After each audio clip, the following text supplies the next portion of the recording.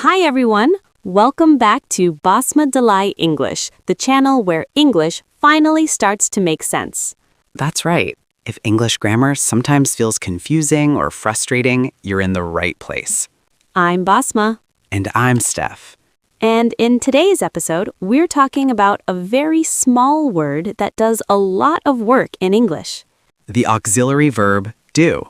We use do to make questions, negatives, and even to add emphasis, but many learners aren't sure when or how to use it. So in this video, we'll explain it step by step with clear examples and simple conversations. By the end of this lesson, you'll feel much more confident using do in real English. Let's get started.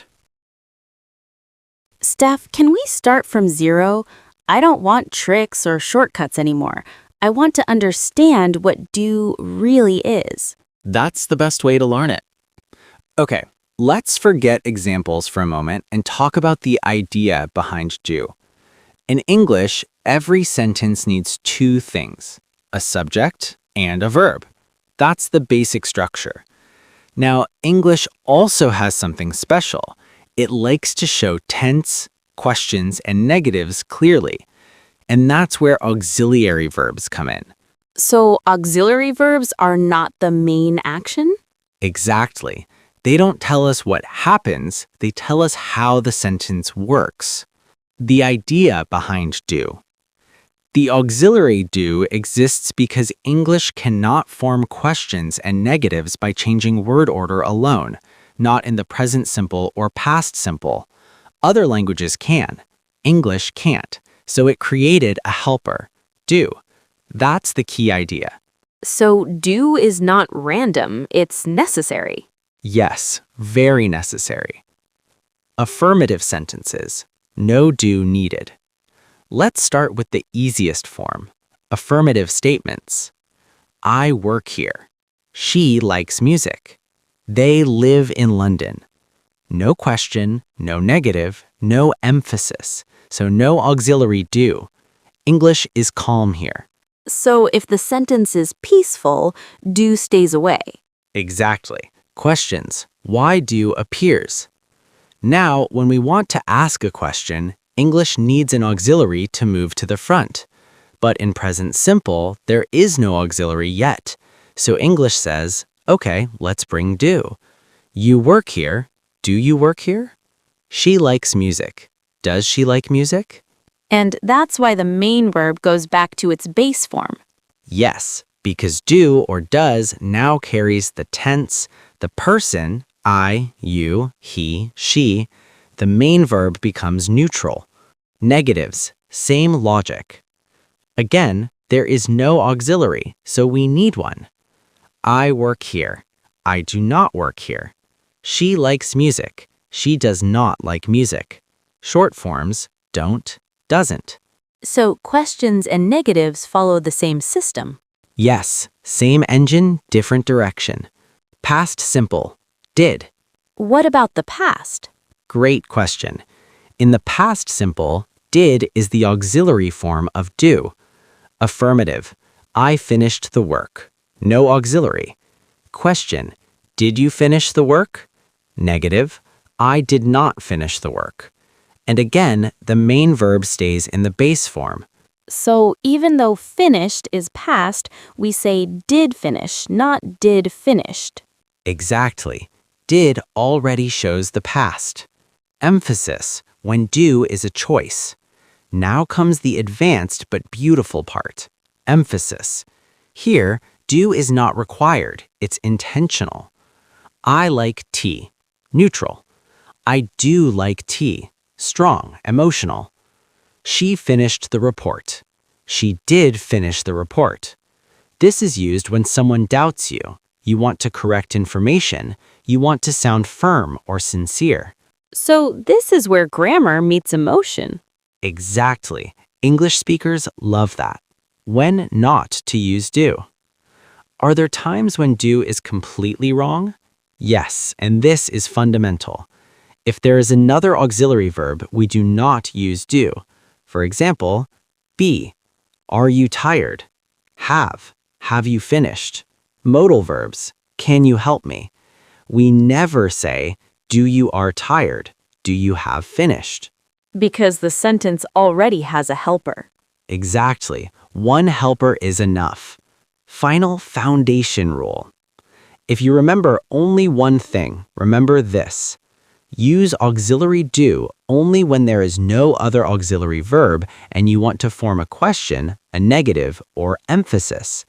Everything else grows from this rule. This is the first time it actually feels logical. That's because it is. Grammar isn't about memorizing, it's about understanding the system. Then I guess I can finally say it. Say it. I do understand auxiliary do now. And that sentence is perfect. Steph, can I be honest? Every time I speak English, I feel like I'm walking in a minefield, especially with this little word, do. That's a very honest feeling, and you're not wrong. Do looks small, but it controls a lot. Let's slow everything down and walk through it together.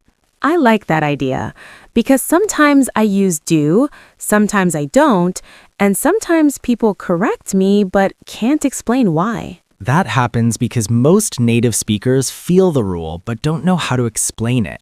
So let me start with something very basic. In English, when we make a normal sentence, just information, we don't need help. Like, I work here. Exactly. Or she likes music. Nothing special is happening, so the verb stays alone. Okay, that part feels safe. Now, the moment you want to change the function of the sentence, not the meaning, but the function, English needs help. What do you mean by function? I mean, are you asking, are you denying, or are you insisting? Ah, questions, negations, and emphasis. Exactly. And when there's no other auxiliary verb, English brings in do. So that's why we say, do you work here? Yes, English cannot just raise its voice like some languages. It needs a grammatical signal, and not signal is do. And with she, Then it becomes does. Does she work here? And notice something important. The S moves. from the main verb to does. Exactly, because now does is doing the grammatical job. The main verb relaxes. That actually makes sense when you say it like that. Good. Now let's talk about negatives because they follow the same logic. Let me try. I don't work here. Perfect. You used do not and the verb stayed in its base form. And with she doesn't work here. Exactly. Same engine, same system. So English really loves consistency. It does. It just hides it well. What about the past? That's where I really panic. Then meet did, the past form of do. In a normal sentence, you say, I finished the work. No did. Right. But if you ask a question, did you finish the work? And not did you finished. Exactly, because did already shows the past. The verb doesn't need to. And negatives? I did not finish the work. I see the pattern now. Whenever do appears, the verb goes back to its base form. That's a powerful realization. But then there's emphasis, and that one feels emotional. It is emotional. Imagine someone says, you didn't call me. I'd say, I did call you. Exactly. Here, do is not required. It's chosen. It adds strength, correction, sometimes even frustration. So do can be grammar or attitude. Beautifully said. But I still make one big mistake. Sometimes I say things like, do you are tired? Ah, that's the final piece of the puzzle. Do is only used when there's no other auxiliary verb. And are is already an auxiliary. Exactly. Same with have, will, can, should. One helper is enough. So English is like, if someone is already helping, do stays home. Perfect analogy. Let me say the rule in my own words. If there's no auxiliary verb and I want to ask, negate, or emphasize, I use do. That's it. You don't need 10 rules, just that one. You know what? I don't feel scared of do anymore. Good, because from now on, you don't guess, you understand. Then let me end this properly. I do understand auxiliary do. And now your English sounds confident, not perfect, but real.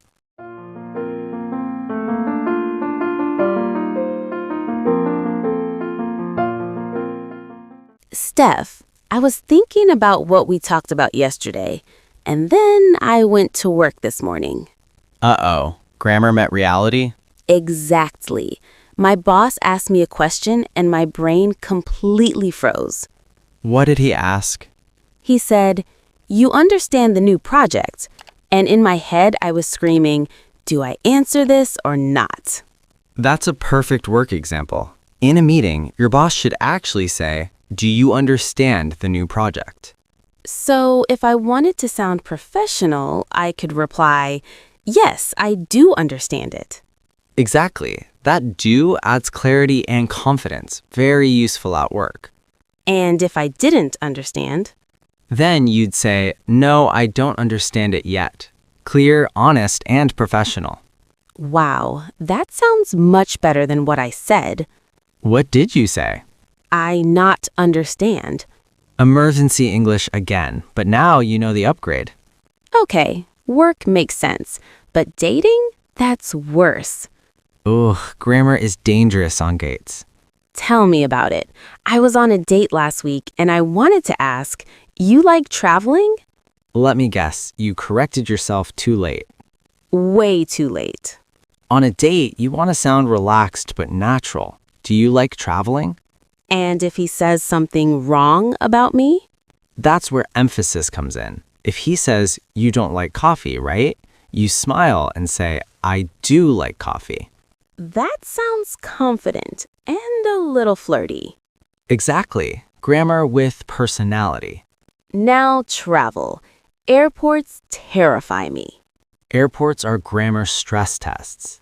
At immigration, the officer asked me, "You have a return ticket?" Classic. Formally, it should be, "Do you have a return ticket?" And I should answer, "Yes, I do." Perfect. Short and clear. What if I don't? No, I don't. Never explain until they ask. English suddenly feels very strategic. It is, and do helps you stay in control. So at work, do sounds confident. On dates, it sounds natural and expressive. And when traveling, it sounds clear and safe. That's a great summary. I used to think auxiliary do was just grammar homework. But it's actually daily life English. You know what? I don't just know this rule anymore. You use it. Exactly. I do use auxiliary do now. And that's when English stops being a subject and starts being a tool. You know what's funny, Steph? Today, I caught myself correcting someone else. That's the moment you know it's working. What happened? A friend asked me, "You don't work tomorrow?" And before thinking, I said, "Do you mean, don't you work tomorrow?" Look at you, grammar reflexes. I surprised myself. I wasn't translating in my head anymore.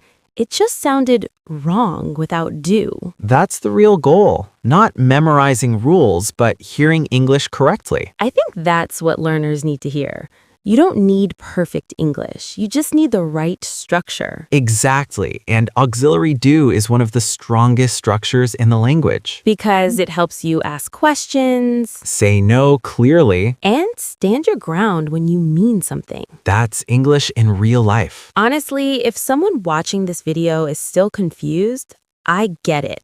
I was confused too. And that's okay. Confusion means you're paying attention. So if you're watching and thinking, "Wow, I make these mistakes all the time," don't worry. You're exactly where you should be. And if this conversation helped you even a little, If do finally makes sense, then don't forget to subscribe to the channel. we do post videos like this regularly. English explained simply, naturally, and in real life. See you in the next lesson. And remember, you do know more English than you think.